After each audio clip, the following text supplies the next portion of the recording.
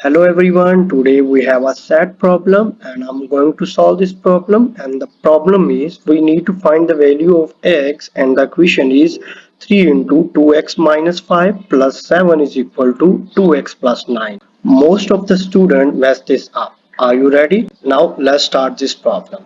So first of all, I'm going to multiply 3 inside the bracket. When I do that, I'm going to get 3 multiplied by 2x minus 3 multiplied by 5.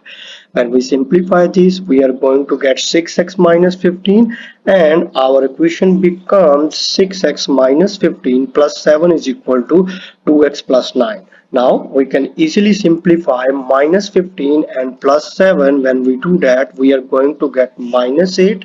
When we substitute this value, we are going to get 6x minus 8 is equal to 2x plus 9. Now you can see that there are two terms of x. So in order to get the value of x, I need to subtract 2x from both sides. When I do that, I'm going to get 6x minus 2x minus 8 is equal to 9.